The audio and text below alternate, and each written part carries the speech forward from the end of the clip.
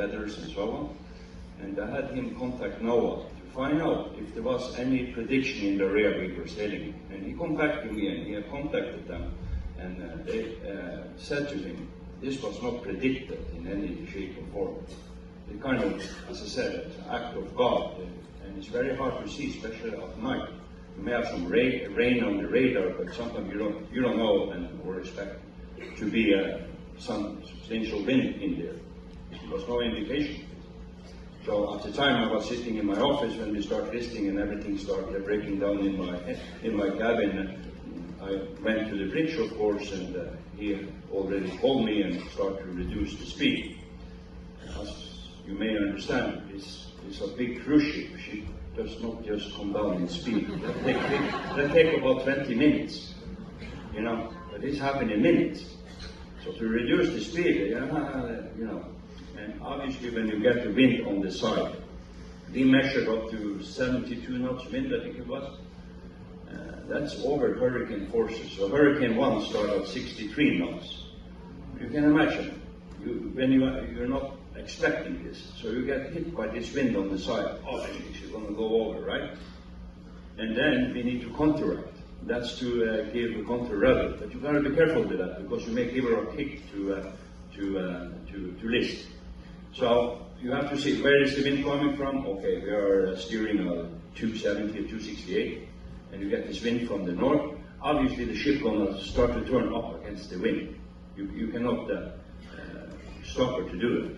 And if you are on autopilot, as we were on autopilot at the time, autopilot cannot counteract, so you have to go to hand steering. But you have to be really careful when you give rudder. If you give hard rudder, you may give her extra kick. So you just have to try to stop, easy to reduce the list, and that will come up against the wind, because she's gonna face the wind. That's the nature of the vessel. And then I can also share with you, the ship will never capsize. She has a capability to go to about 43, 44 degrees list before we get negative stability, meaning capsizing. She will never do that, because all the main weight is physics. It's in the bottom. We have the fuel, we have the water, we have the ballast tank, we have the sewage tank. Otherwise, our ship will never float. Even when you think about it, we are very, very high. We have a 63-meter aircraft. So, of course, if you get a lot of wind on board, we have 11,800 square meter on the ship side. That's a lot of forces on the wind when you get hit with that forces. So, on behalf of the weather, I'm truly sorry that happened. It's the first time I had a squall like that. I've faced many winds, but I never had a squall like that. I can share that with you. So yeah, it's scary. I don't like to be on an airplane when you have turbulence. I pick up my life jacket.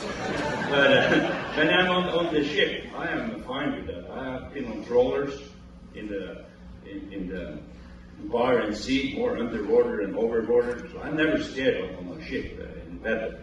I know it feels scary when you start listing if you're not used to it. But the vessel will not capsize or anything. Yeah, people can get injured and hurt because you don't expect it. And it's a certain shift in the ship, and you start sliding, and people may get damaged by flying objects. And of course, this is a cruise ship. We have a lot of loose objects. Yeah. So, on behalf of the weather, I'm truly sorry that happened to us. And I thank you to complying with all our requests and going through this with us. And also thankful for our great crew that did a tremendous job to clean up.